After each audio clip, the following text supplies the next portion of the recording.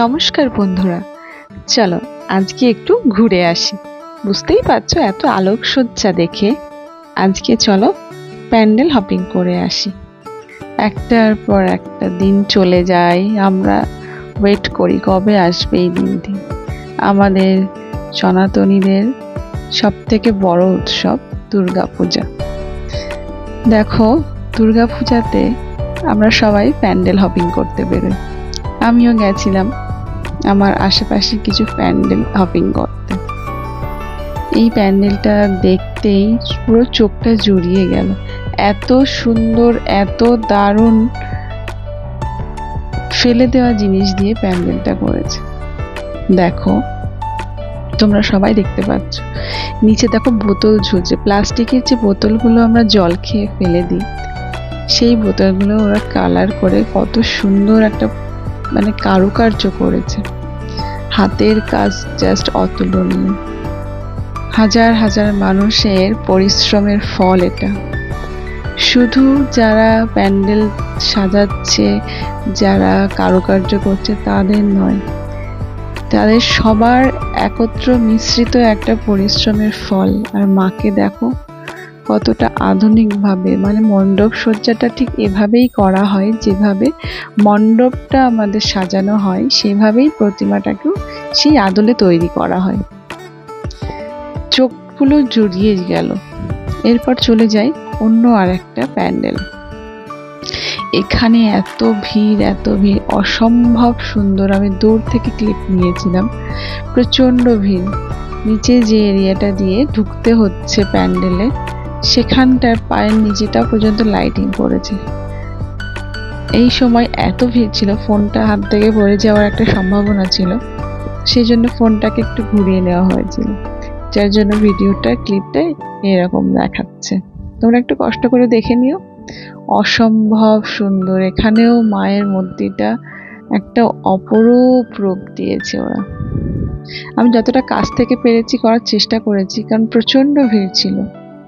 এখানে দেখো আরেকটা মন্দিরে চলে এসেছি। এদের মাথায় এত সুন্দর সুন্দর থিমগুলো কি করে আসে, আমি সেটাই ভাবছিলাম। এত সুন্দর কারুকার্য, এত লোকের পরিশ্রমের ফসল এটা। এই 4টে দিন, এই 4টে দিনের জন্য আমাদের এত পরিশ্রম। ক্লাব মেম্বার থেকে শুরু করে সমস্ত লোকের পরিশ্রমের ফল এটা। দেখো, দেখলে পুরো চোখ জুড়িয়ে যাবে।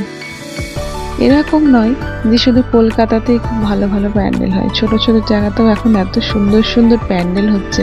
দেখো, এখানকার প্রতিমাটাও অদ্ভুত সুন্দর।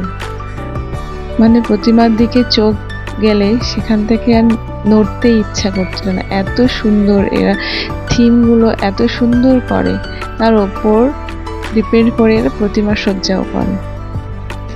এখানে দেখো আরেকটা সুন্দর প্যান্ডেল। এটাতে বিভিন্ন ধরনের লাইটিং, লাইটগুলো চেঞ্জ হচ্ছিল, প্যান্ডেলের কালারটা চেঞ্জ হচ্ছিল। আর এর ভেতরটা জাস্ট একবার দেখো, আমি ভাবতেই পারিনি ভেতরে ঢোকার আগে পর্যন্ত এত সাধারণ একটা জিনিস দিয়ে প্যান্ডেল সজ্জা হয়েছে।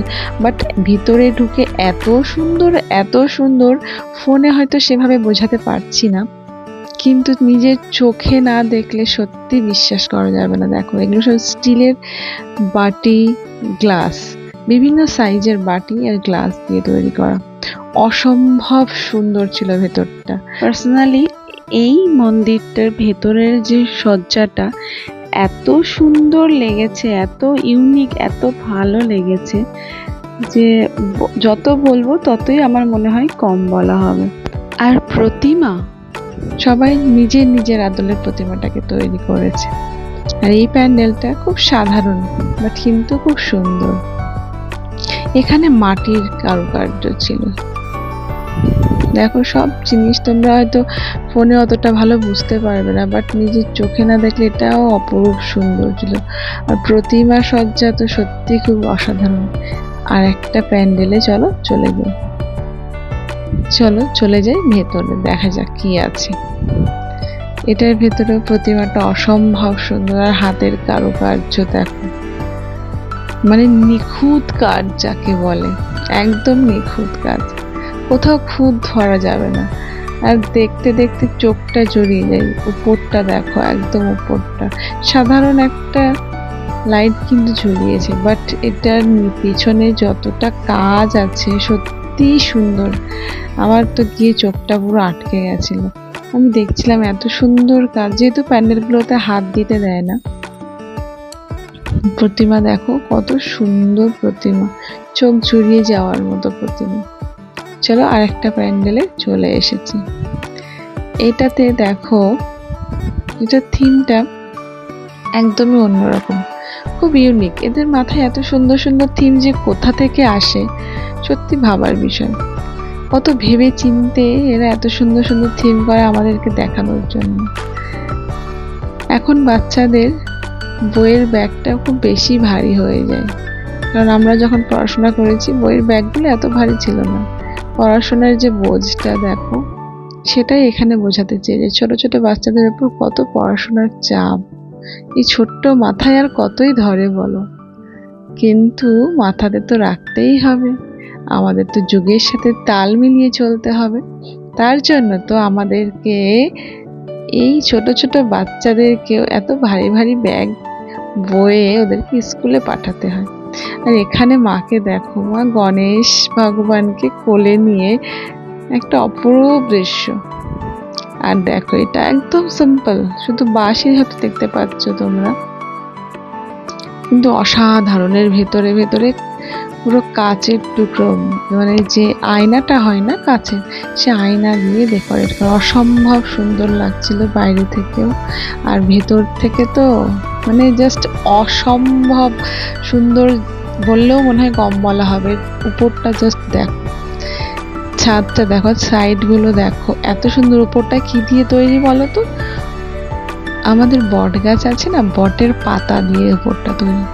দুটো কালার দেখতে পাচ্ছ, একটা কালার করেছে বটের পাতা একটুখানি, যেটা গ্রিন সবুজ থাকে সেটা দিয়ে, আর একটা একটু শুকিয়ে গেলে যে কালারটা আসে, কালার কিন্তু করেনি, ন্যাচারাল কালার, কিন্তু এত সুন্দর লাগছে উপরটা। আমি জাস্ট উপরটাই দেখে যাচ্ছিলাম। আজ তবে এটুকুই থাক। তোমাদের ব্লগটা কেমন লাগলো অবশ্যই আমাকে কমেন্ট বক্সে জানিও।